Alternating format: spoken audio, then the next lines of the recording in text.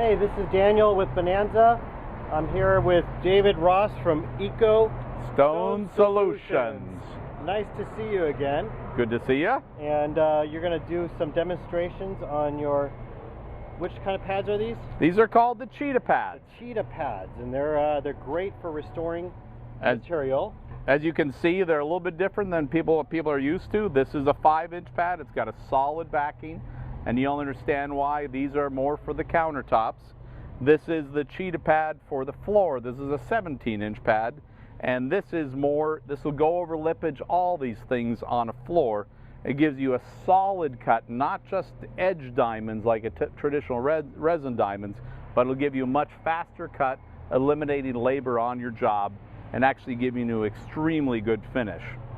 So what we're going to do today, I'd like to have you take a picture and take a look at, this is our stone here. I've made some light scratches in it, and as you can see, it is severely etched. If you used I'm using my Big Time Grout Cleaner. It's an acidic product on an acid sensitive stone. This is a marble, right? And if you run your hand across, you can feel this is very, very rough. And that's just because the acid ate part of the stone.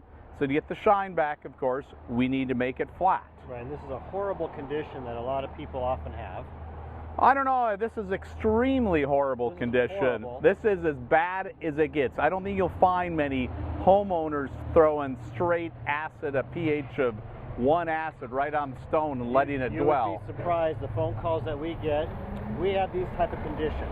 Well, if you have these type of conditions, I'm going to show you how you can restore this stone very quickly and not be afraid of it. A lot of people, when they see this, or contractors, they see a stone in this condition, frankly, they're afraid. A lot of fear. A lot of fear is like, am I going to be able to get this together, and am I going to be able to restore this? And frankly, we never have a solution for the customer other than try this, try that, and you might have an out-of-the-box solution that might work for them. Yes, yes.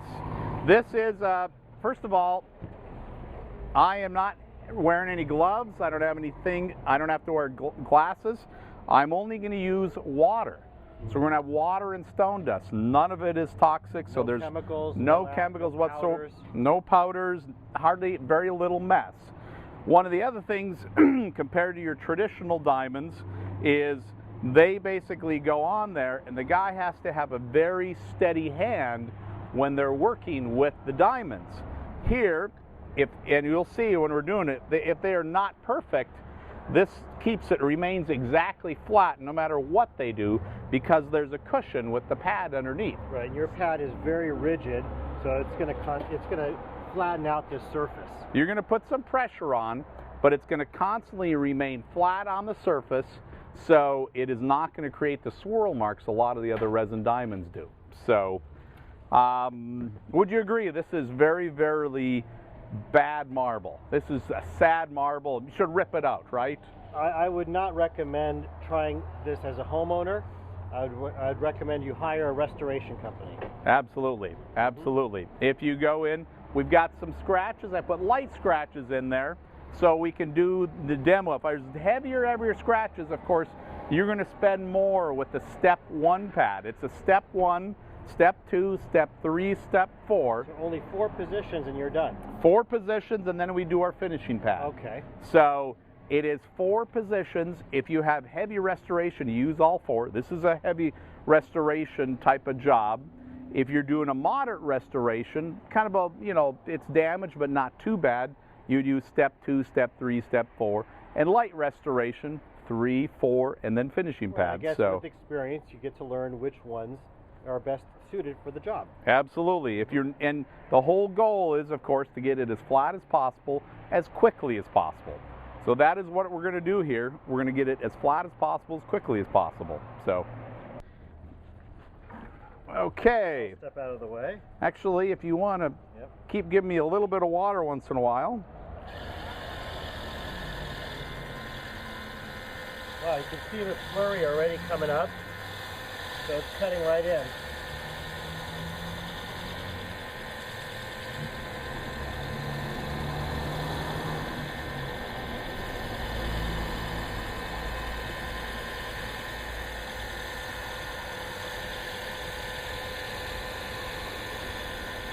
So the goal of this one, it's going to be flat. After we're done, and that's the whole goal. See how quickly the slurry comes up? And that's what we want. So you can see the difference between the area that you cut over here. It actually feels quite different than this area right here. And that's just one position. And this is step one. It should be nice and flat, but it should be honed after step one. You run your hand across. This is very, very rough, and we're just going to focus on this area. I can still feel some abrasives. So we want to make sure we clean between the steps. Very, very important to get all the abrasives off. Yeah, we did wash the surface off thoroughly, and yeah, it does feel super smooth. So you can still to this, but you still need to go another few steps. Absolutely. Let's do it and see how it pops out. This is the, you can see that there is a scratch pattern there, but it's a nice even scratch pattern where we're going. So. Well, I'm anxious to see how it progresses. Let's move on. Absolutely. Here's number 2. Step 2. Okay. Let's get some water. Oop.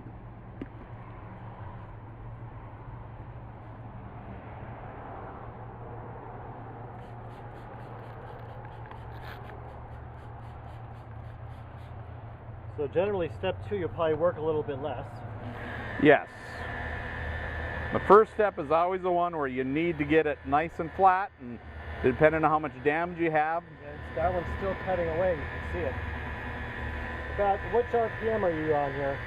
This is a variable speed, about 600 RPM. I'm actually probably putting some pressure on it, so maybe a little bit less.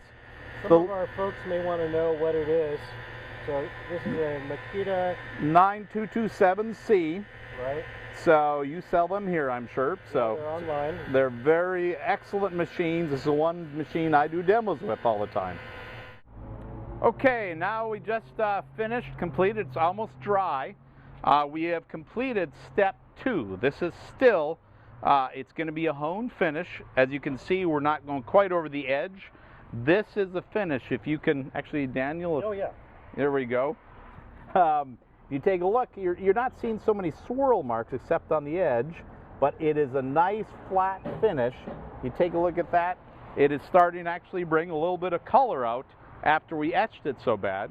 But that is the goal, to keep her nice and flat. Oh my gosh, now it's starting to feel glossy. And here's the original acid etched finish.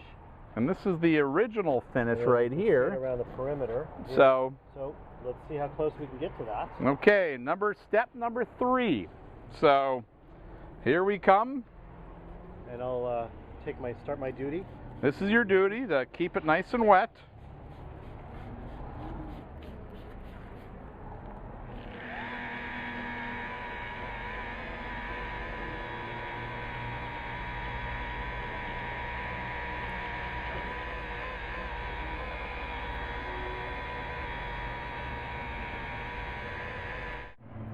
Okay, we are done with step 3. Looks fabulous. Now this is if you take a look, we're already getting some gloss, and realistically, when you compare it to the factory finish gloss, we've actually improved on the factory finish. So we're actually, this is step 3, and we actually got a better finish than the factory, and we still have 2 more steps left. Take a shot from the angle like this, and you can see that here's the factory finish, and here's the Cheetah finish, and it is very smooth. There's the etch mark. And then remember, this shiny spot right here was etched just as bad as that. So let me have some water. This is step 4.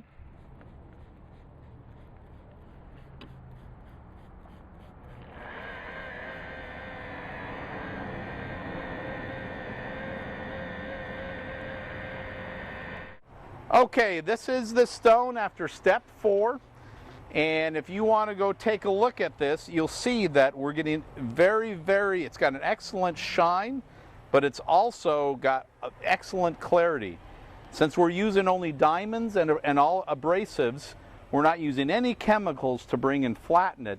Thus, without the chemicals, and again, I'm not using any thing in my hands. I don't need to. It's just stone dust and water. Right. So you're getting a very flat finish, much actually better than when you're using all these different other type of acidic type of compounds or powders on the surface. So now this is the finishing touch. We've got an excellent shine, much better than factory finish even at this stage.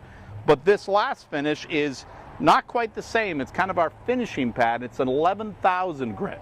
So what do you have in this pad that makes it different than others? Well, this is, first of all, there's no one else that has an 11,000 pad. Okay. We are the only one that has 11,000 pad. So ours will, and you'll see what it does. It gives it a great finishing touch. A lot of the lower grit pads that are out there on the market today, frankly, I think will be, with our 17-inch Cheetah pad, will almost be obsolete because you still want the finishing pad, especially in a marble and an upper grit. And frankly, you want 11,000 grit for dark marble or light marble, and frankly, we're the only ones that have it. And you so described a certain way that it should be used? This one is a little bit different. The finishing touch, we really want to pop the shine, so we're not going to use much water. We use a little bit of water in the beginning, and then we almost buff it dry. So there's, frankly, extremely little mess after we're done. We'll be able to do it, and then you'll frankly be able to see the finishing product. You'll be good enough to guide me on the water spray. I will. Hopefully you'll be able to understand. So Perfect. Give me a little bit of water. Is that good? A little bit more. Perfect. All right. Here we go. And speed-wise? Can go higher speed on this one. The higher speed, the almost the better. A little more water.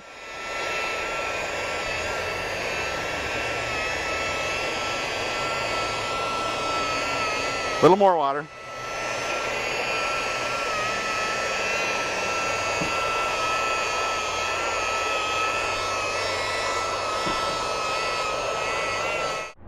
Okay, this is the finished product.